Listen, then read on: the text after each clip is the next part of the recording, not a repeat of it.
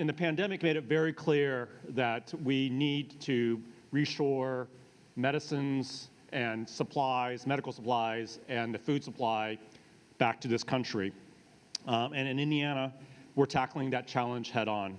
We're aligning industry, research, and government to strengthen domestic production and secure a more resilient future. Our state's leadership in advanced manufacturing, chemistry, and biopharma production positions us well to play a pivotal role in restoring supply chains security for human, animal, and plant health products alike.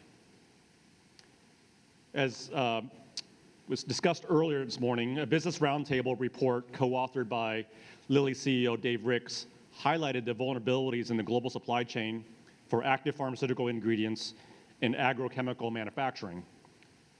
The report reflected that the U.S. share of chemical manufacturing fell from 23% to 14% from 1997 to 2022, while China's share increased from 6% to 34%. And earlier this year, on the heels of that Business Roundtable report, Dave Ricks invited us to come together, the CEOs of Corteva, Elanco, and Lilly, with the presidents of the three R1 universities and Rolls-Holman and CICP to come together and talk about how does Indiana take more than our fair share of this amazing opportunity to reshore manufacturing capabilities across these different supply chains. The purpose was to rally around the opportunity for our state to take leadership in advanced chemistry, which is a set of capabilities critical to enable the reshoring of these supply chains. The need to reshore manufacturing transcends the animal, plant, and human health areas, and thus is a great example of One Health.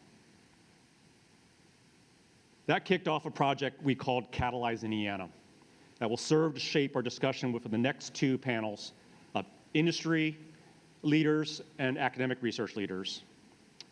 So to that end, I'd like to invite Dr. Ed Maginn, who's the Associate VP of Research at the University of Notre Dame, will serve as the moderator of our next discussion at this stage, along with an outstanding panel of experts of Dr. Daniel Golden, who's VP of Global R&D Strategy and Research and Discovery here at Elanco, Dr. Arup Roy, who's the Senior Vice President of Technical Services and Manufacturing Science at Eli Lilly and Company, Dr. Wendy Cernick, who's the Vice President of Biotechnology at Corteva Agroscience, and Dr. Elizabeth Top, the Director of the William D. and Sherry L. Young Advanced Manufacturing of Pharmaceuticals Institute at Purdue University. Come on up.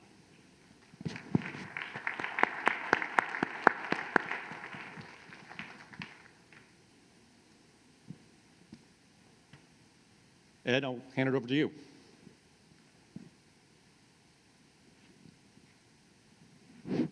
Thanks so much, Vince. And it's really my great honor to be able to moderate this panel with this distinguished guests here about this really critical topic for Indiana and actually for our nation about this onshoring of biomanufacturing. As Vince mentioned, we recognize this as tremendously important for our country, both from a health standpoint, but also just a national security standpoint. And so I want to kind of start us off by kind of setting the stage. Where are we right now in terms of this issue? We've heard a lot today about how Indiana has incredible infrastructure to do a lot of this onshoring. We have a lot of the companies available, but we also have tremendous resources in our research universities. It turns out I went back and looked, and there are only 7 states in the United States that have 3 R1 AAU research universities.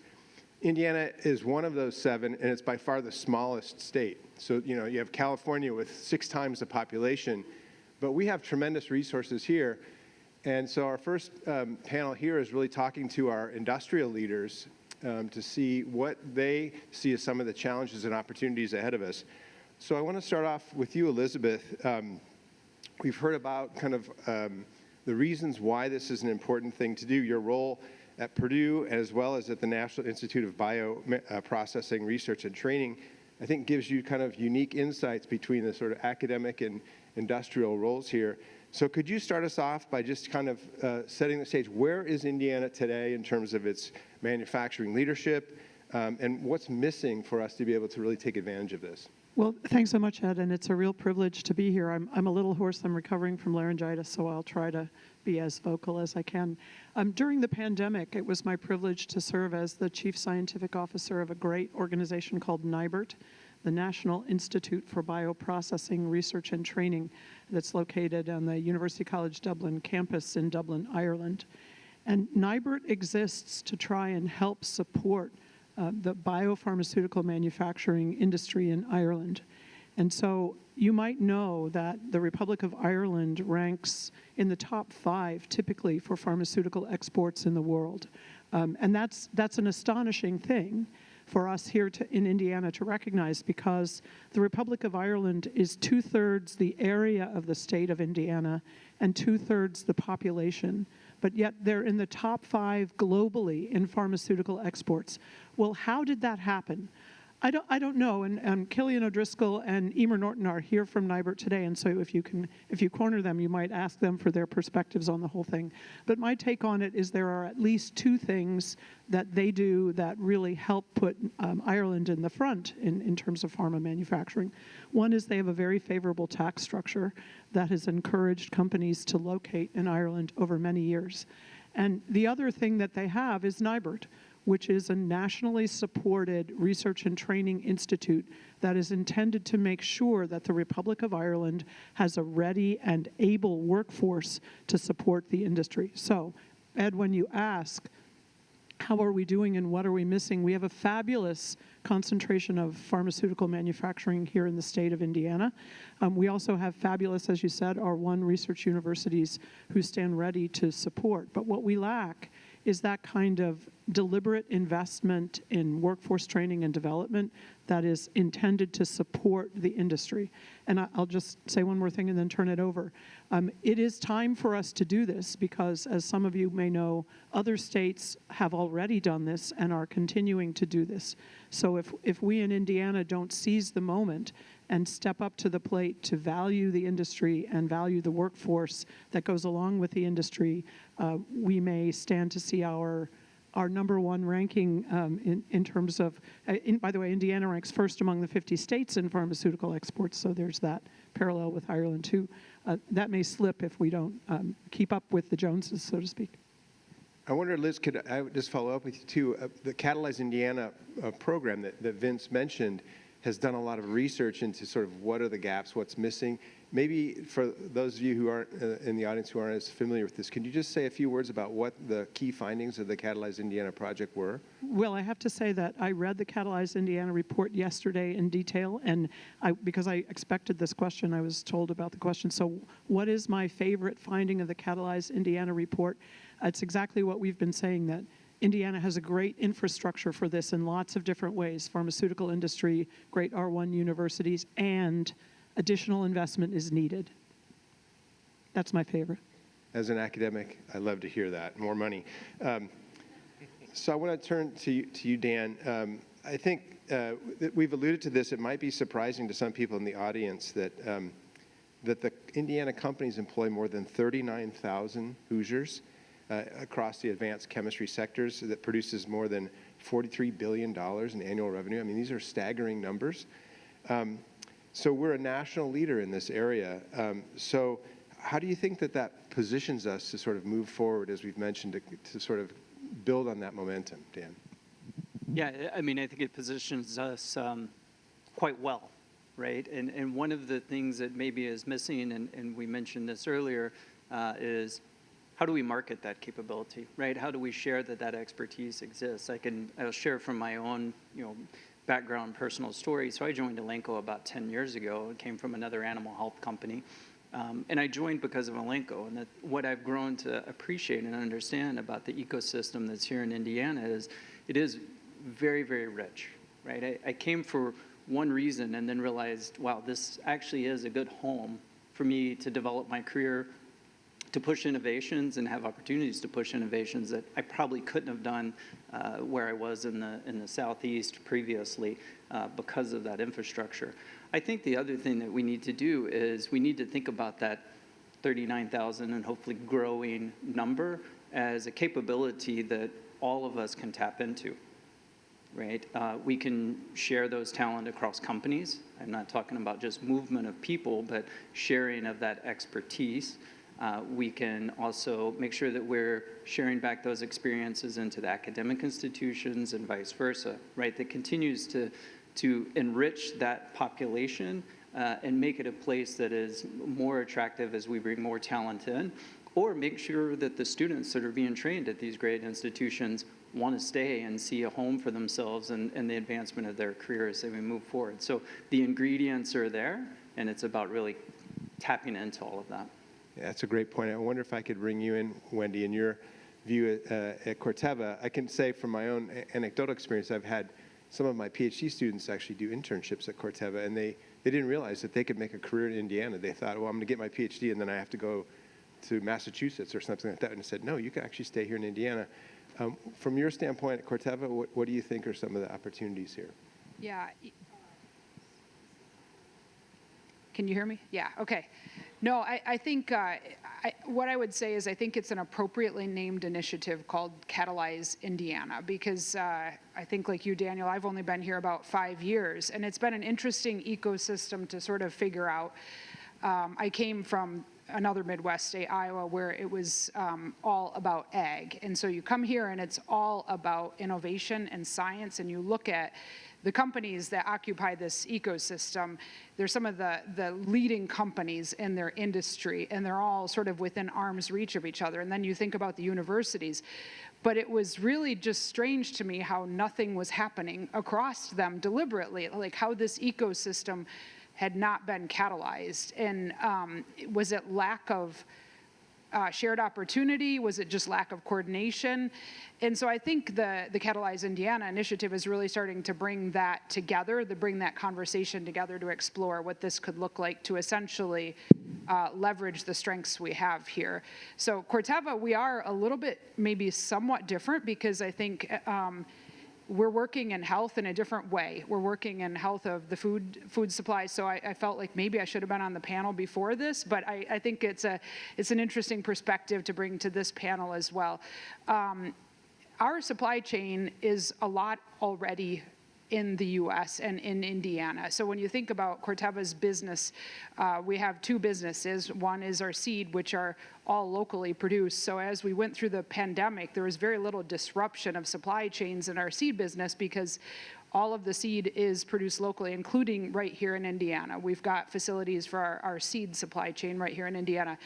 And then the crop protection, we're the largest pure play ag company, U.S.-based, the only U.S.-based pure play ag company. And so we do have a significant amount of our even our chemistry footprint in the U.S. And the innovation hub for that really, the process chemistry and the production routes are right here in Indianapolis. So tapping into the wider ecosystem, both for the chemistry and then in my area in biotechnology with the wonderful science that I know is going on at Lilly, Elanco, and all of the companies in this ecosystem. It's been a pleasure the last 5 years to be here, and I really do hope that we can catalyze Indiana to bring more to come.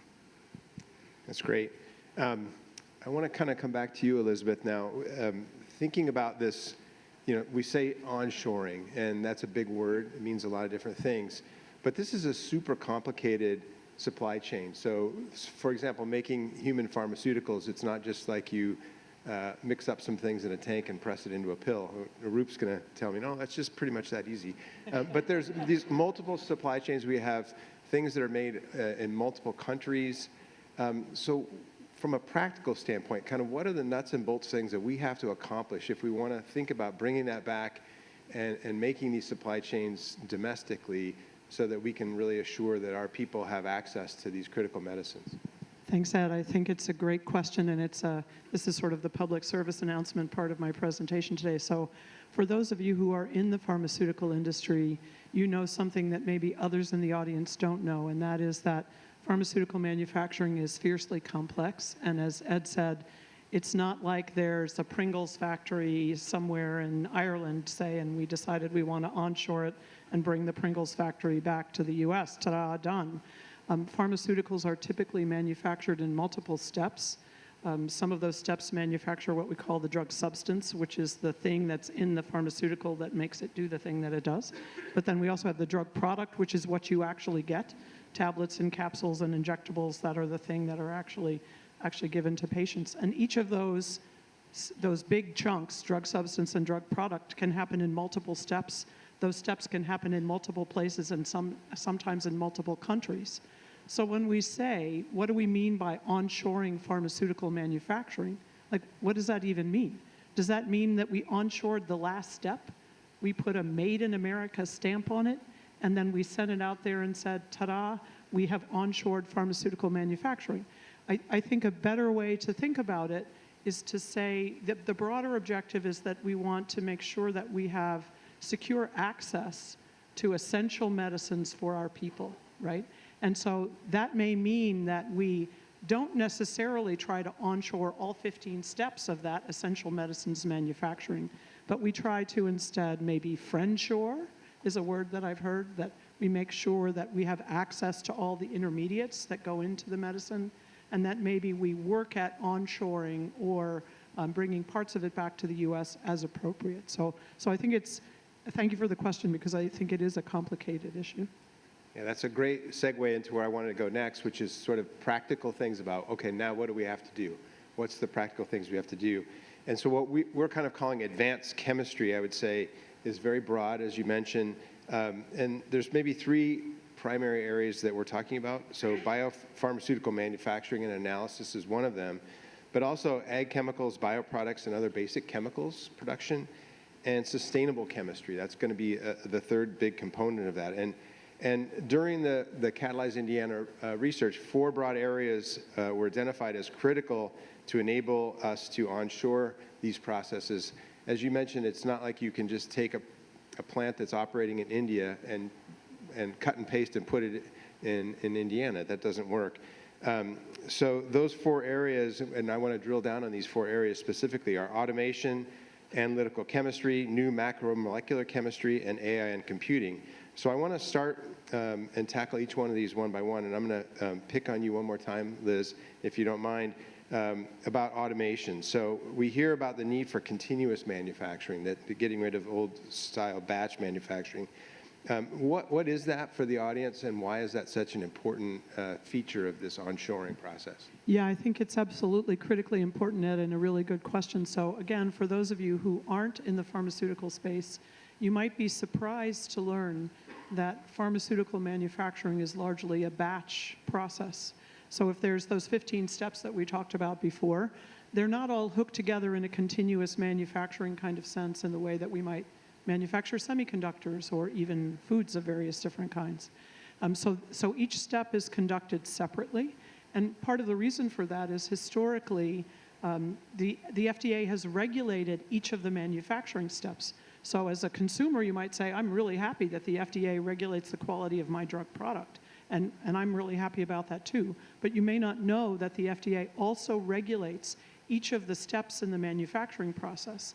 And a batch process is an easy way to do that, right? You do the step, you check the quality of that step, and then you continue on. So what are some of the things that we might like to do? So continuous processing, as we've seen in many other industries and other aspects of the chemical process industry for decades, would be a great thing to introduce into pharmaceutical manufacturing. It's there a little bit now. It'd be great to have it more. From what I just said, you can see that that'll have to be done in concert with regulators, right? So we can't just say, now we're going to have continuous manufacturing, because the FDA has to be on board with that idea. And another thing that I think in terms of automation that is true in pharma is that we would like to have pharmaceutical manufacturing be automated manufacturing. And I have a particular interest, the Young Institute has a particular interest in sterile injectable drug product manufacturing. So imagine vials of vaccine or things that you get injected into you in the hospital, and that's what we're talking about. Those are typically manufactured in a sterile space. Well, we'd like to get the people out of that space, because people are not sterile. And so putting people into this environment is bad. So we would like to have complete automation. And my colleagues at Lilly and other places say we want robotic, hands-free, gloveless, fill-finish operation, dark factory. Get the people out, and so that when the vial falls on the floor and breaks, there's not a person who's going in to fix that. There's a robot that's going in to fix that. So maybe that's an introduction to the topic, and I'm sure our group will have more to say. Great, thanks. And now two fallacies have been overturned for me. One, that people aren't sterile, and that my dog's mouth is cleaner than my own mouth. But man, I'm learning all kinds of things here today. So I want to pick up with you, Arup, in terms of Lily's role in this. And Liz brought up a good point, which is when you do these sort of stepwise processes, in between each step, you have to know what you have. So that means that there's analytical chemistry involved, right? And so can you talk a little bit about the technologies that will have to be deployed in the analytical chemistry space to make this continuous manufacturing possible? Thank you again for inviting me. So let me just say something about continuous chemistry, right? Lilly's already got continuous manufacturing facilities all around the world, a lot of them in Ireland. What you would have in a facility as big as this entire Elanco park with 1,000-liter gallons can now fit into a room half the size. This is what we have in Ireland. Half the size, producing 2 times as much from a chemistry perspective because it's continuous, it's new chemistries being added in. That's the kind of technology we want to bring back. We are not interested in replacing and lifting and shifting and bringing it out here, right? So when you bring in continuous manufacturing, you got to have a lot of like process controls. You got to have a lot of at-line test, analytical real-time tests, which can tell you exactly how the process is running. So you got to have advanced characterization tests. You got to have like near infrared. You got to have LCMS. You got to have all of these type of things that are integrated with every step of manufacturing, telling you how the process is running. You almost have a real-time release type of process. That's the future of where we see advanced manufacturing is going to be. It's not just a lift and shift of it. So underneath the continuous, to make it successful, you have to be able to prove that at every step of the way, you are monitoring the process. You are understanding what's happening. You have feedback loops that can stop and pause if it is out of control. So advanced analytical PAT, which is another broader term, process analytical technologies, is a key, almost basic fundamental requirement to make continuous manufacturing be successful. So I think when we think about the larger ecosystem of saying we want to bring pharmaceutical manufacturing back here, it is not just making and breaking of bonds. It's the testing side of it. It's the, the design of the facilities. The other part that we have highlighted it at Lilly, because we are making so much investment out here, is around separation sciences, because we're going to have lots of solvent. What are we going to do with all the solvents? Typically here, we just burn them. I mean, that's not the environmentally friendly way of being able to do this. So we need to come across in green chemistries that require very little solvent systems being used, non-aqueous solvents. We need to have ways in which we can take those solvents and recycle them or get them into a format that allows us very little ability for us to kind of incinerate that. So the whole ecosystem has to be built around onshoring of pharmaceuticals back into the US. I will say that, from a Lilly side, we also are looking at even basic building blocks like amino acids or nucleic acids, which are going to be the future of what we think advanced chemistries are going to be about. And today we are also relying probably on one country. China is probably the only source of this largest amounts of it. So I don't think we want to find ourselves that we built all this, but the raw materials is only single source, right? So we got to be building even those elements. And actually some of the Lilly investments will be also building the basic blocks that are needed. So it's not just the last step that Liz was talking about. We realize that last step is important, but we also realize that the whole resiliency of the supply chain requires the whole ecosystem of pharmaceutical manufacturing to be brought in. So I think this is a great opportunity for Indiana, right? With not only universities, but other companies around here to collaborate together to say, you have to think about the big picture of everything. It is not just about drug substance manufacturing or drug product manufacturing. It's the ecosystem around the raw materials that go in there, all the way to solvent waste handling that may happen as a consequence of this. Liz, you had a comment? Can I ask a quick follow-up question for my education so that I get more out of this too? So Arup, from your perspective inside the pharmaceutical industry, if you had to make a guess, what percentage of pharmaceutical manufacturing across the industry is now continuous? I mean, Lilly may be a leader in this, but I need to understand so that I don't keep talking about batch when, in fact, the industry may have moved on past my limited knowledge. I think in the large pharmaceutical, like the top 10 pharma companies, almost I see everybody is looking at the new processes coming out to be continuous because they realize the value out there. Obviously, we have a lot of legacy products that are made by batch.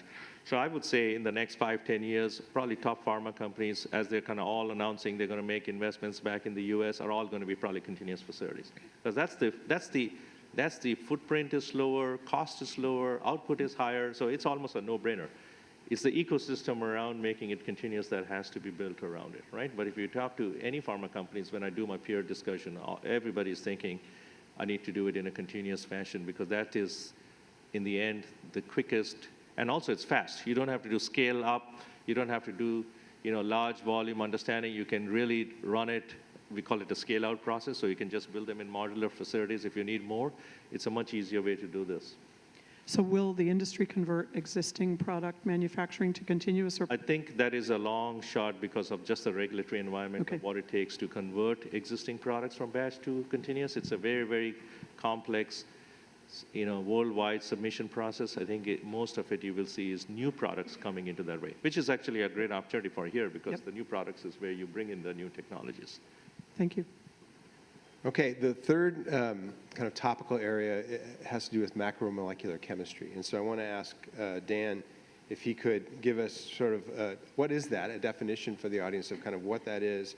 How does new therapies require access to these diverse macromolecular chemicals? And what's the secret to Indiana to be able to break into this space? Yeah, I mean, I think that, Indiana has broken into this space. Right. So if you talk about, macromolecular chemicals, so that's just a big word to say big molecules, right? So large, complex molecules, whether those are monoclonal antibody therapies, or other related types of technologies. I think Indiana is a leader in this space already, right? You can't look at the product types, whether they be peptides or mAbs that are coming out of Elanco or out of Lilly, right, that are successful in the market, right? We have experience in that.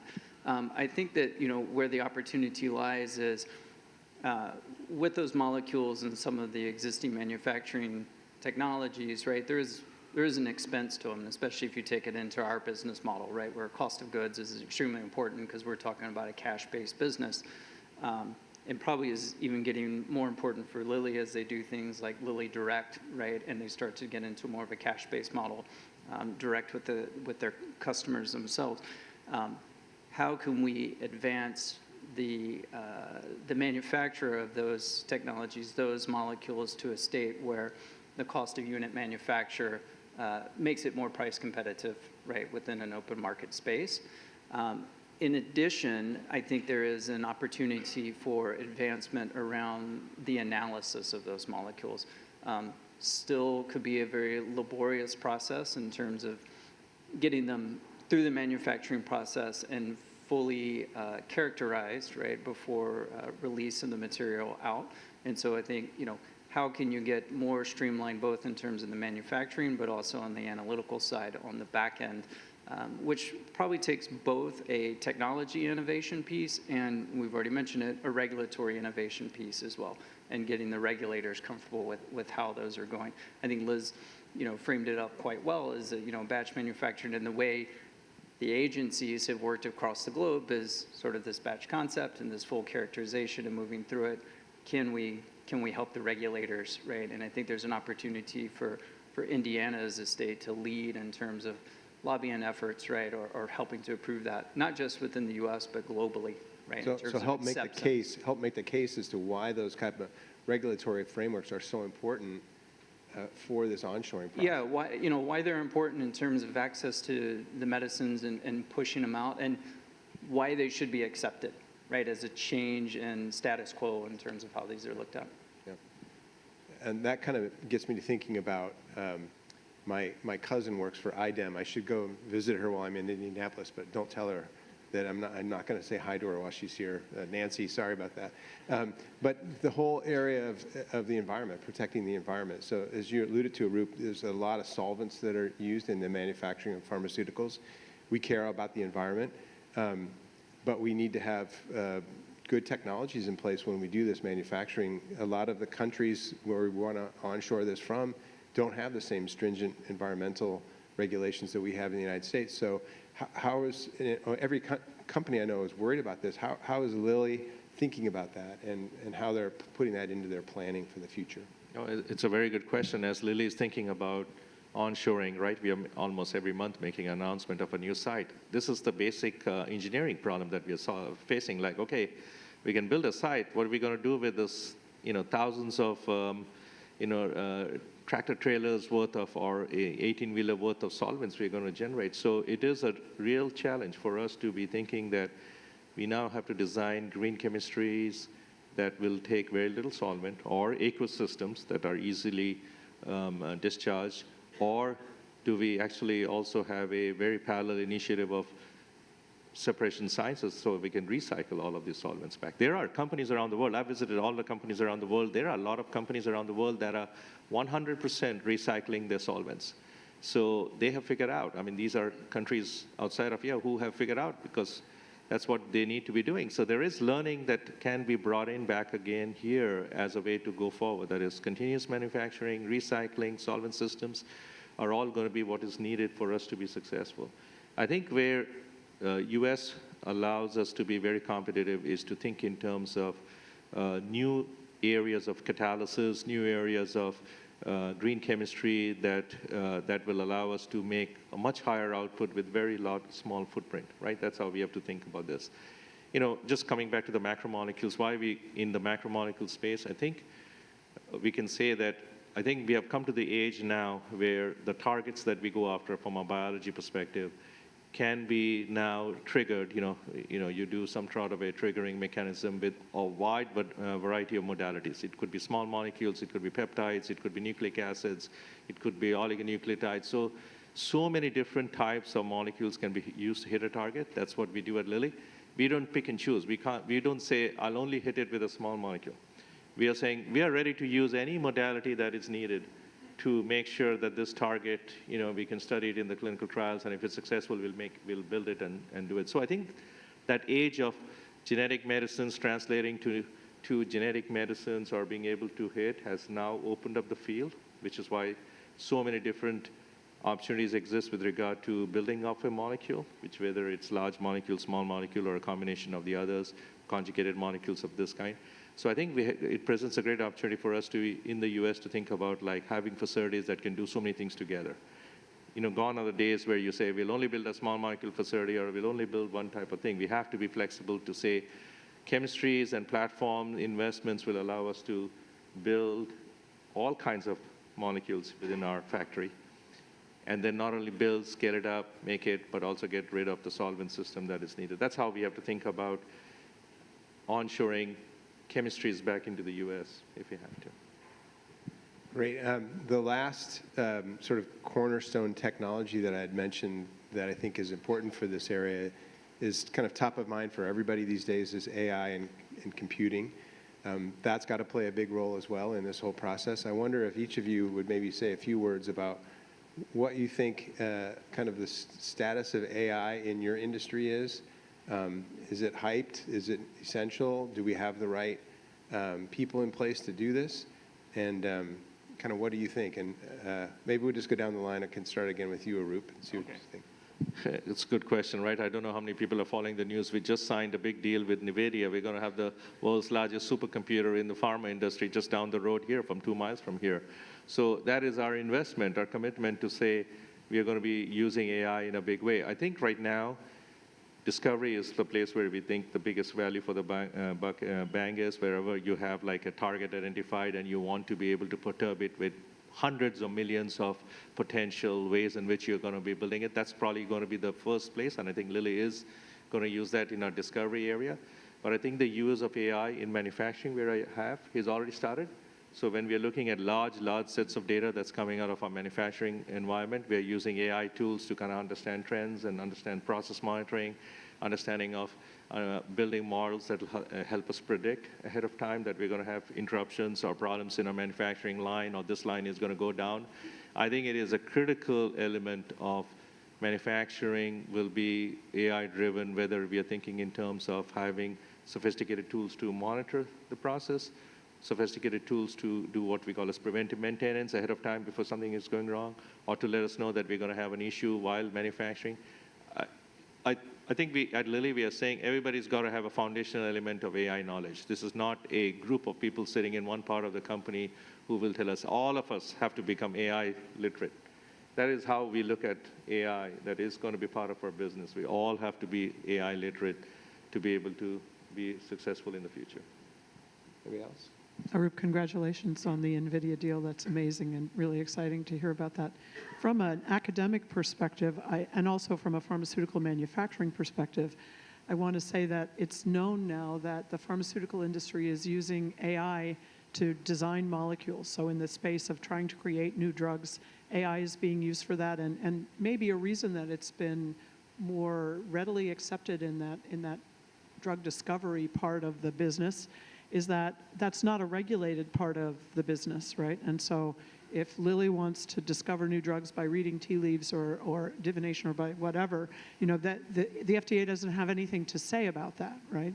But when we move into the manufacturing side of the business, then we are interfacing, as we said earlier, with regulators, and regulators have something to say about how AI is used in regulating manufacturing processes. So I would say there's tremendous opportunity there, and it's a space that really hasn't been explored for the use of AI very much. And I also want to give a shout out to my colleague Alina Alexinko, who's in the audience, who back in January of this year led and submitted a major proposal to NIST to create a program called Ramp Up, which is all about the use of AI in pharmaceutical manufacturing and about developing the potential for AI in pharma manufacturing. So we're keenly interested in that and in doing that with industry partners. And so yeah, absolutely exciting to see the use of AI and hope to see more. Yeah, so I think Corteva, we could definitely say we're leaning in. We were actually at NVIDIA a couple months ago talking about work we could do together there, and just amazing advancement. But we are using it. So my group is biotechnology, so I'm at the sort of innovation front end. So we're using it prolifically already and seeing some amazing results from it. So we're trying to quantify actually the impact that it's having on both precision and acceleration of our pipeline. And so just in some of the projects that we've had in my group, I would call them moonshot type projects that, in the old days, the pre-AI days, I don't think we would have even tackled because it just was too computationally complex. But certain projects were essentially protein engineering.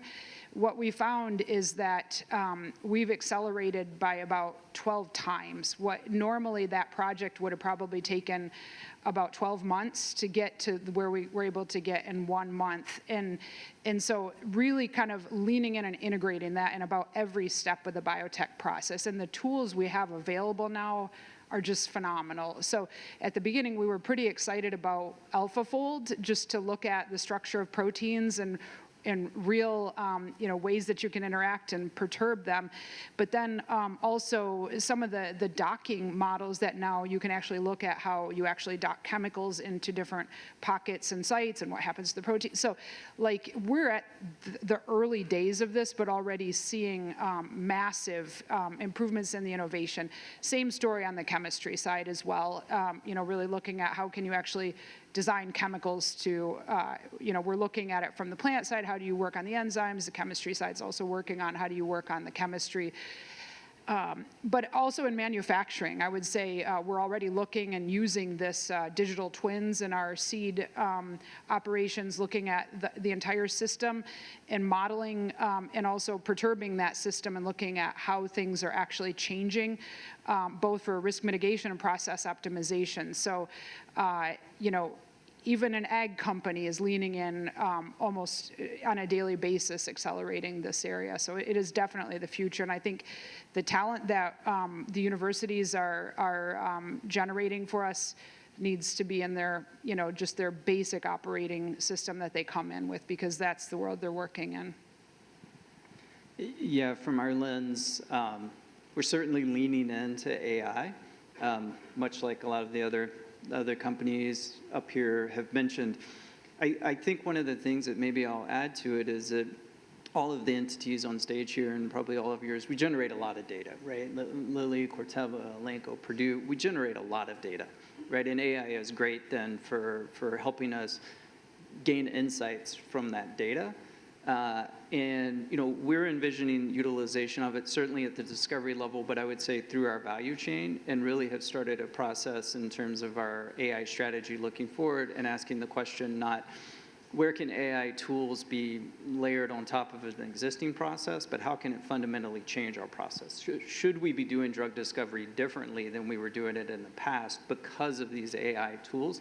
Now, one of the things that can hold an individual entity back is AI is only as good as the data that's fed into it, right? And so then I think there is a fundamental question of, and this was an unlock for me, is nobody can figure out what data I put into an algorithm once it's in the algorithm, right? There's nothing proprietary that could be lost from that. And so one of the big fundamental questions I think, as an ecosystem, as an industry, we need to ask is, how do we actually start to share that data, put it into algorithms, and make it as powerful as possible, right? It is the Alphabet model or the NVIDIA model, even the Lilly model when they've launched TuneLab, right, where they open up some of their AI tools to external entities, to startups, right? It is about how do you enrich that data so that your insights get as strong as possible. So I think there's an opportunity in our individual businesses and entities to leverage it to help us move faster, move more efficiently, but I think there's also an opportunity for us to say,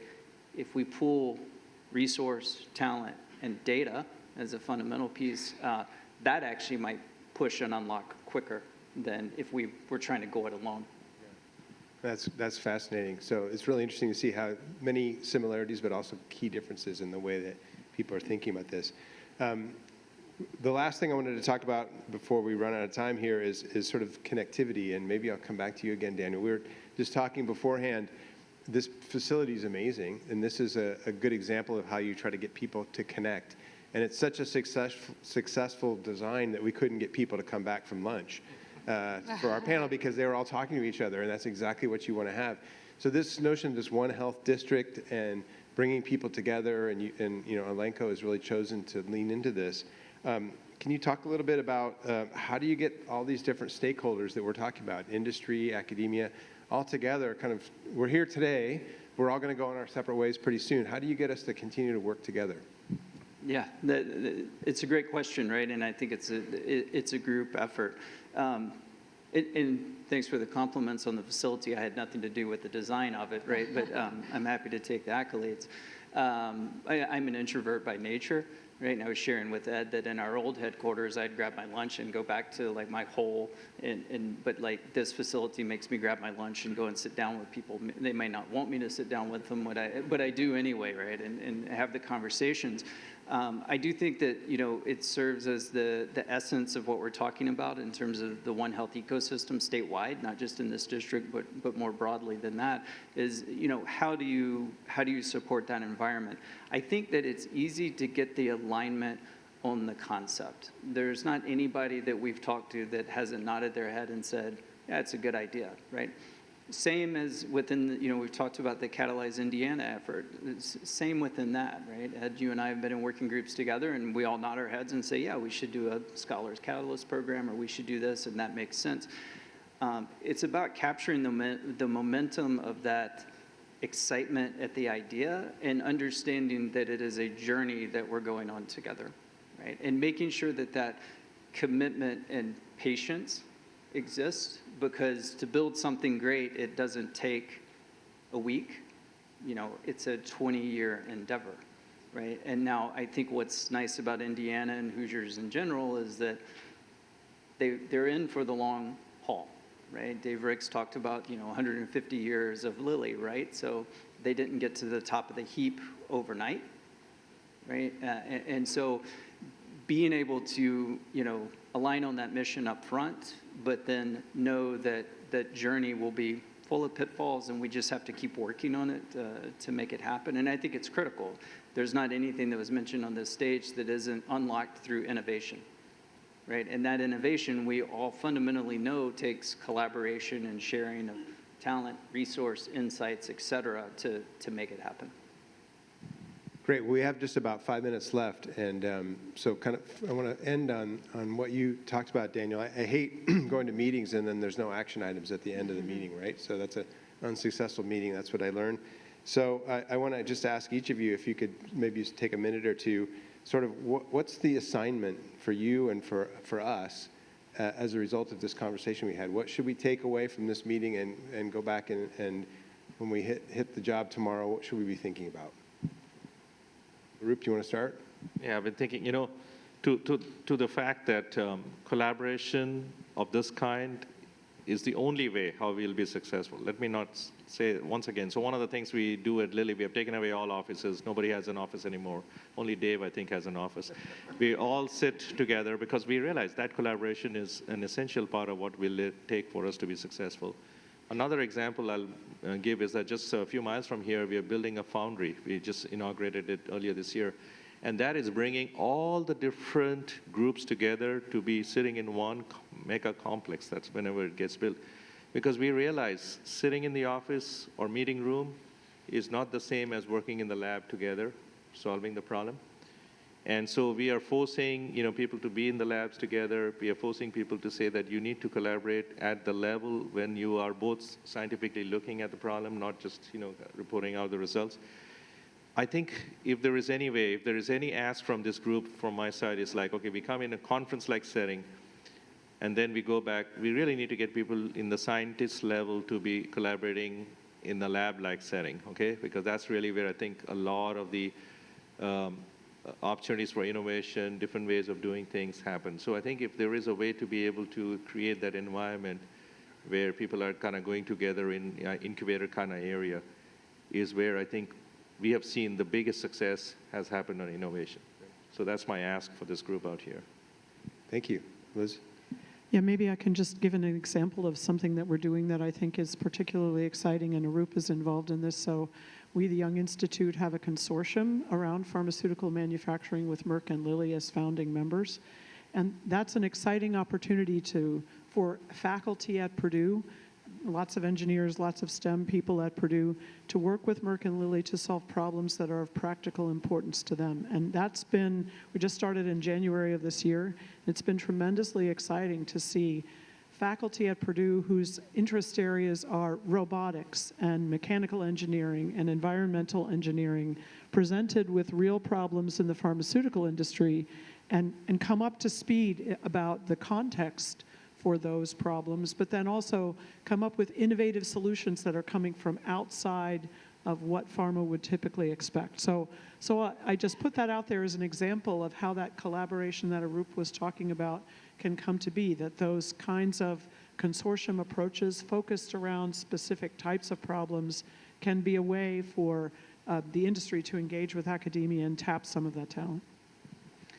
Yeah, and I think it has to get really specific about the what, because for industries as well as academia to work together, there has to be real value, not sort of what I call the halo effect of let's meet and feel good and talk about things on these panels. It has to be real projects that we're doing that have real investments, real stakes, and real benefits to all that are involved. And so, as I think about this, and I started before I came here, just looking at what are we already doing? Like, what is Corteva already doing in this ecosystem that's starting to bring value? And I actually was surprised at some of the collaborations that are within my own group with universities in Indiana that I didn't even know about. So shame on me for that. But I think to recognize this isn't a quick thing either.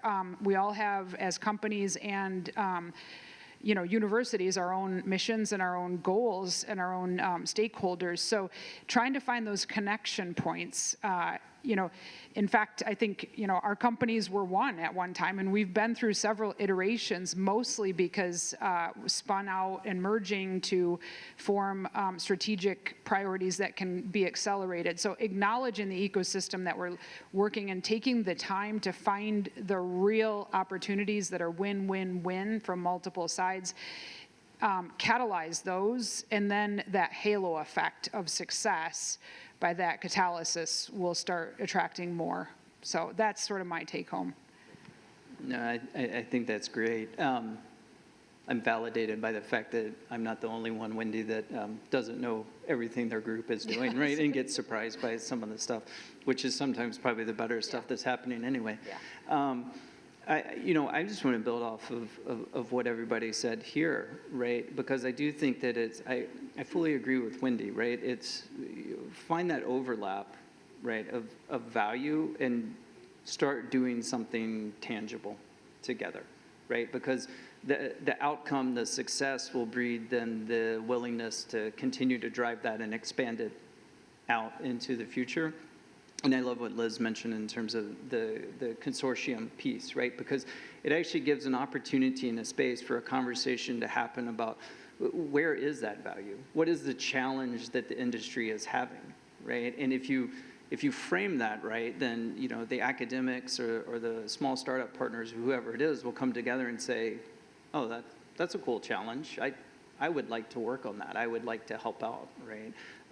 And so I think that the push, I guess the assignment, right, the task at the end of the day is make sure you're listening, right, to these partners of where their challenges exist, where the unlocks for them could occur. And if you find that overlap of synergy of, I've got an idea I think can help with that, start with that small project, show those outcomes, and then we can continue to grow from there.